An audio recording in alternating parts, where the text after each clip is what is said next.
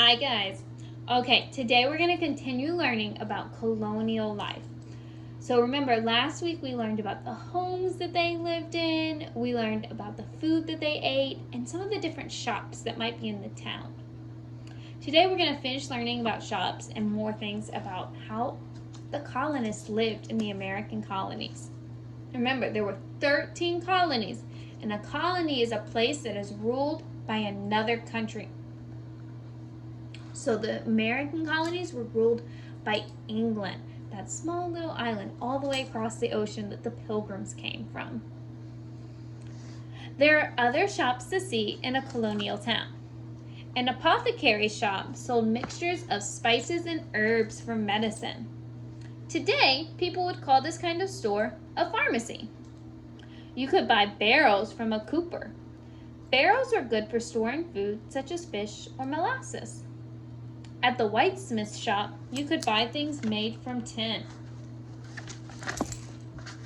Ethel just likes to walk back and forth during our videos. At the whitesmith shop, you could buy things made from tin. Most colonial candle holders, lanterns, cups, and dippers were made of tin. So there were all kinds of different shops that you could go and buy stuff from. It wasn't like we have here where you might just go to Target to buy everything, but you would have to go to all the different shops. As you can see, colonial stores were very different from the stores we have now. Today, you cannot see the items made when you go shopping. Instead, items are mostly made in factories so stores can buy them to sell. Something else was different in colonial towns. Not all of the colonists had money. If they wanted to buy something, they could barter or trade for it.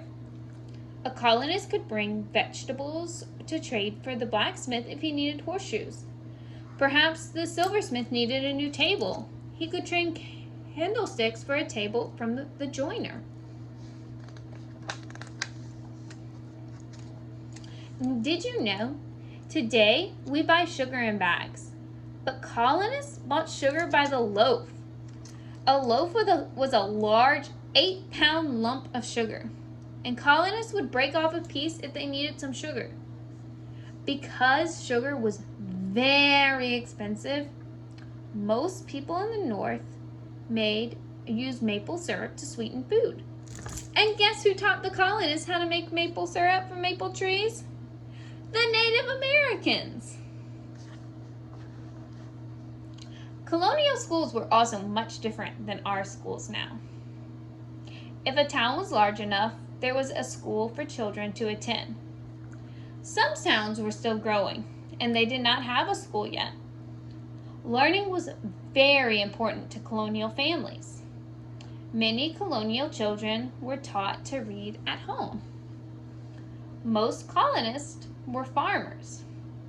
They did not have machines like farmers have today. When a job had to be done on the farm, the children helped. And they did most of their learning during seasons when there was less farm work to be done. Remember, there were no cars and buses during the colonial days. How did a child get to school? He walked. Many times, colonial children walked 3 or 4 miles to a schoolhouse. Learning was so important to colonial families that there were 6 school days each week. Even Saturday was a school day.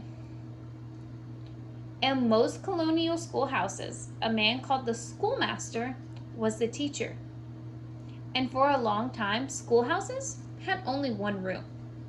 No matter how old they were, all the children were taught in the same room. In some schools, the children sat on benches instead of at desks. There were few blackboards and maps, and if they did not have paper, students wrote on pieces of bark from birch trees. During the winter, a fireplace warmed the schoolhouse, and every child took turns bringing firewood from home to the schoolhouse. So they would have to bring firewood from 3 or 4 miles away to warm the schoolhouse. The first book a colonial child learned to read from was not really a book at all. It was called a horn book, a thin sheet of paper with a reading lesson written on it, and it was placed on a sheet of wood. Over this was placed a thin sheet of animal horn, which you could see through.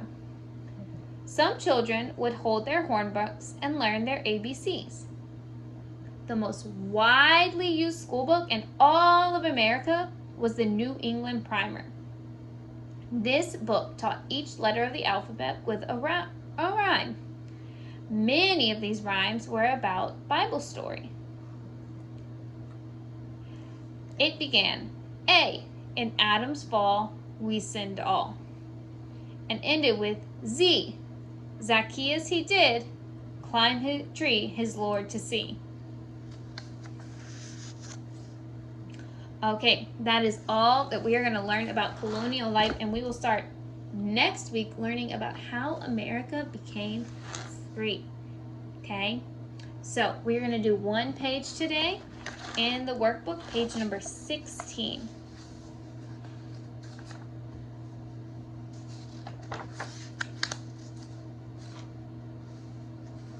Okay, this is page number 16. And you are going to draw a line from the different school items to say if it matches little boys today or little boys in colonial times. So for example, a backpack. Do you think they had backpacks during colonial times? No. So you would draw a picture of this down to the little boy from today. Okay? Firewood. Do you bring firewood to warm the schoolhouse during the winter? No, you have a heater. So you would draw a picture line from the firewood to our colonial little boy. Okay, when you finish that and do your other iPad work, you will be all done for today. Good job, Kaden and Ezra.